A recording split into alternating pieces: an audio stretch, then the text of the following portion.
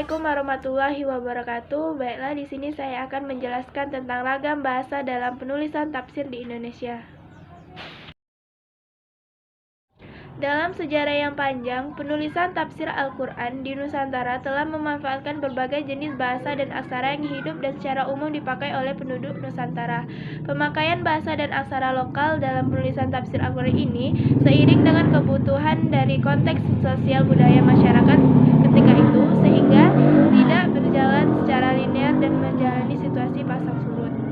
Sebagaimana yang umum terjadi dalam penulisan karya-karya Islam pada abad ke-17 Masehi, tafsir Al-Quran ditulis dengan memakai bahasa Melayu dan aksara Arab atau aksara Jawi. Pilihan atas dipakainya aksara Jawi ini merupakan hal lumrah karena aksara Jawi ketika itu menjadi bagian utama dalam komunikasi sehari-hari di tengah masyarakat. Ketika itu, aksara Jawi telah umum dipakai para ulama dalam menulis teks-teks keagamaan.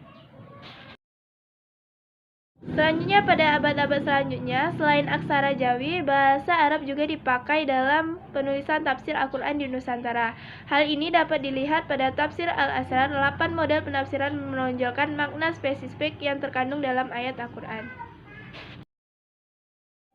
Memasuki awal abad ke-19 Masehi, aksara Jawi dan bahasa Melayu masih dipakai dalam penulisan tafsir Al-Quran. Misalnya dapat dilihat pada kitab Farid, sebuah tafsir yang ditulis dengan sederhana, yaitu hanya terdiri dari 2 halaman dengan huruf kecil dan spasi rangkap, sehingga tampak lebih sebagai artikel tafsir. Pada era ini, selain bahasa Melayu, bahasa-bahasa lokal juga telah dipakai. Contohnya di Jawa Barat, terdapat naskah yang berjudul Kitab Tafsir Fatihah memakai bahasa Arab dan Sunda dengan aksara Arab dan Pagon. Memasuki awal ke-20 Masehi, pemakaian bahasa dan aksara dalam penulisan tafsir Al-Quran di Nusantara semakin variatif. Selain aksara Jawi, pegon, lontara, atau cacakan, aksara Latin mulai dapat dipakai dan penulisan tafsir Al-Quran dengan pilihan bahasa yang beragam. Bahasa-bahasa lokal dan bahasa Indonesia pada era 1910-an Bagus Ngarpa membukukan tafsir Jawa yang dipublikasikan oleh penerbit Samsia Solo karena ditulis dengan bahasa Jawa, aksara cacakan.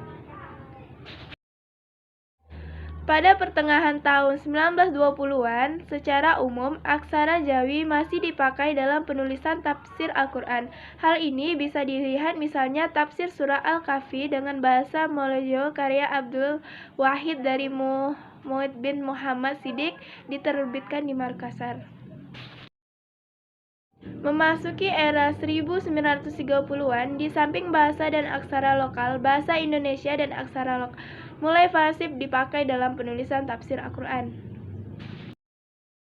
Memasuki era 1940-an dan era-era selanjutnya, pemakaian bahasa dan aksara dalam mempublikasikan tafsir Al-Quran cukup variatif. Pada era ini, bahasa Bugis dan aksara lontara dipakai oleh para ulama di Makassar dalam menulis karya tafsir.